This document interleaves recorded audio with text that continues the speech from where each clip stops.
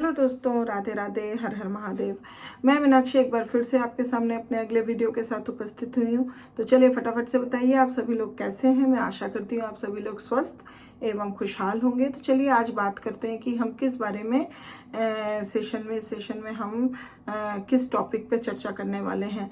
आज हम यंग बच्चों के बारे में ही अर्ली चाइल्डहुड पीरियड में बातें करेंगे। जैसा कि पिछले कई वीडियोस में हम उनके कई सारे ऐसे हैजार्ड्स के बारे में चर्चा किए जो कि उनके पर्सनल और सोशल एडजस्टमेंट्स में बहुत ज़्यादा इम्पैक्ट डालती हैं और किन तरह के चैलेंजेस या दिक्कतें उनको हर एक स्फीयर में झेलनी पड़ती है और उससे कैसे कम्बैट होते हैं।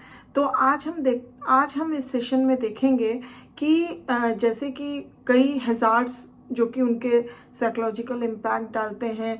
जैसा कि अभी पिछले वीडियो में हमने देखा कि उनके कॉन्सेप्ट डेवलपमेंट में किस तरह के हैजार्ड्स वो झेलते हैं। इसी प्रकार से प्ले, स्पीच, इमोशनल कई प्रकार के हैजार्ड्स के बारे में हमने बातें की।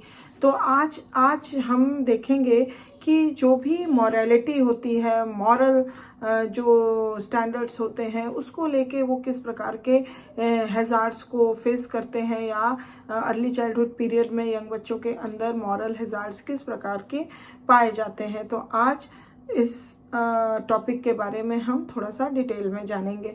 तो मैं आशा करती हूँ कि आप पूरे सेशन में अंत तक ज़रूर बने रहेंगे जिससे आपको पूरी जानकारी हो पाए। और प्लीज़ अभी तक सब्सक्राइब नहीं किया है तो जल्दी से कर दीजिए। अगर आप नए व्यूवर हैं मेरे चैनल पे तो फटाफट से सब्सक्राइब करिए जिससे आपका और मेरा संपर्क यूं ही बना रहे और आपको ऐसे ही अच्छी जानकारियाँ मिलती रहें। तो चलिए इसी के साथ हम सेशन को आगे बढ़ाते हैं। यहाँ पे 4 common types of moral hazards पाए गए हैं जो कि मॉरल डेवलपमेंट में बच्चे जो हैं होते समय अर्ली चाइल्डहुड पीरियड में फेस करते हैं। पहला अगर हम बात करें तो वो होती है कंसिस्टेंट डिसिप्लिन। तो किस प्रकार की consistent discipline slow downs the process of learning to confirm to social expectation. जब जो कंसिस्टेंट डिसिप्लिन है जब वो स्लो डाउन होने लगती है तो वो जो होता है कि जो सोशल एक्सपेक्टेशंस या सोशल नॉर्म्स को कंफर्म करने की जो लर्निंग होती है वो भी कहीं ना कहीं स्लो डाउन हो जाती है। When different people have different rules relating to the same behavior, such as where children may play with their toys, children are understandably confused about why what they did yesterday is regarded as wrong today। तो जब क्या होता है कि जब different people जो होते हैं अपना अपना कोई डिफरेंट रूल बना देते हैं। फॉर एग्जांपल अगर हम देखें कि बच्चे को आज अगर बच्चा टॉय किसी एक प्रकार के टॉय के साथ खेल रहा है तो उसको कंसिडर रॉन्ग किया गया, जबकि वो बच्चा कंफ्यूज्ड हो जा रहा है कि उसी टॉय के साथ मैं यस्टरडे खेला तो वहाँ उस समय तो मुझे किसी प्रकार का रोक टोक नहीं किया गया, उसको रॉन्ग नहीं समझा गया। तो यहाँ पे the child might be confused about all different rules which people project on them। तो they are also confused and annoyed when they are punished severely for an act today which yesterday went unpunished or was only mildly reproved। उसी प्रकार से बच्चे जो हैं बहुत ज़्यादा annoyed और confused हो जाते हैं जब उनको आज किसी बात के लिए उसी severely punished किया जाता है जो कि सेम वही बात के लिए उसको कल अनपनिश्ड रखा गया, कोई ऐसा नहीं, या फिर बहुत ही हल्के फुल्के समझा के छोड़ दिया गया। This encourages them to be sly and to lie if threatened by punishment. तो ये उनको क्या चीज़ के लिए इंकरेज करता है, बच्चे जो हैं स्लाई हो जाते हैं, लाई करने लगते हैं जब उनको पनिशमेंट से डर थ्रेटेंड होने लगता है या डराया जाता है। तो सेकेंड अगर हम देखें हैजार्ड, तो if children are not reprimanded for misdemeanors and if they are permitted to get temporary satisfaction from the admiration and envy of their peers when they misbehave, this is likely to encourage them to persist in this misbehavior। दूसरी बात ये होती है कि जब बच्चों के अंदर मिसडेमिनर्स होते हैं तो उनको जो है रिप्रिमेंडेड नहीं किया जाता है या फिर उनको टेम्पररी सेटिस्फेक्शन दे दिया जाता है कि वो अपने कोई भी अगर पीयर के साथ एनवी रिलेशन रख रहे हैं, एनवी कर रहे हैं, या फिर किसी प्रकार से दूसरे बच्चों के साथ पीयर ग्रुप के साथ मिसबिहेव कर रहे हैं, तो उनको उस हाल पे छोड़ दिया जाता है to give them temporary satisfaction. तो ये क्या करता है, उन बच्चों के अंदर जो है वो ऐसा इंकरेजमेंट डेवलप करता है जिससे कि उनका ये जो मिसबिहेवियर है या मिसडेमेनर्स हैं वो परसिस्ट लंबे समय तक रह जाता है आगे, जिससे बहुत सारी और भी दिक्कतें आती हैं। एज ग्लुकेट पॉइंटेड आउट, इन्होंने पॉइंटेड आउट किया कि it is possible to spot potential delinquents at 2 or 3 years of age, not just by their behavior but even more important by their attitudes towards their misbehavior। तो इन्होंने point out किया कि हम बच्चों जो 2 से 3 साल तक के बच्चे होते हैं उनके अंदर हम जो है स्पॉट कर सकते हैं जो कि पोटेंशियल डेलिक्वेंट्स कौन बच्चे हो सकते हैं आगे चल के, सिर्फ उनके बिहेवियर के बल पे नहीं, इवन मोर इम्पॉर्टेंट उनका एटीट्यूड, उस बिहेवियर जो मिसबिहेव वो करते हैं उसके प्रति उनका एटीट्यूड कैसा है। तो ये देखकर हम बच्चों के अंदर जो डेलिक्वेंट डेवलपमेंट है वो हम स्पॉट कर सकते हैं। थर्ड, अगर हैजार्ड मॉरल डेवलपमेंट में हम देखें तो वो आती है कि too much emphasis on punishment for misbehavior and too little emphasis on rewards for good behavior can lead to unfavorable attitudes toward those in authority। तो अगर ये देखा गया है कि बहुत ज़्यादा emphasis अगर बच्चों को पनिश करने में दी जाती है उनके मिसबिहेवियर के कारण, और बहुत ज़्यादा लिटिल एम्फेसिस दिया जाता है अगर वो कोई गुड बिहेवियर करते हैं तो उनको रिवॉर्ड करने के लिए या अप्रिशिएट करने के लिए, तो ये जो होता है बच्चों के अंदर एक ऐसा अनफेवरेबल एटीट्यूड उत्पन्न कर देती है उस अथॉरिटी के प्रति जो इस प्रकार से उनके साथ बिहेव करते हैं।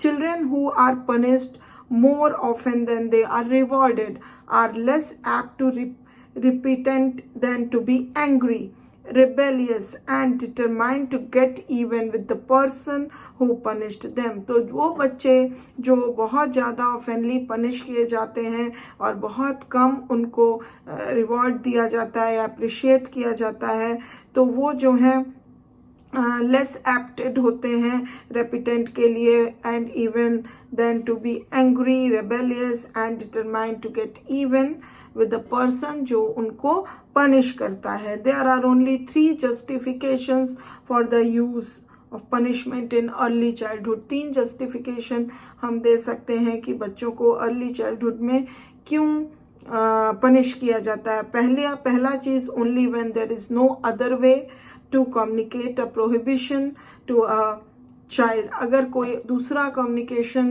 नहीं है कि जिससे हम बच्चों को बता सकें कि मतलब कोई अदर प्रोहिबिट करने के लिए या रोकने के लिए कोई दूसरा वे नहीं है, तब हम पनिशमेंट का इस्तेमाल कर सकते हैं।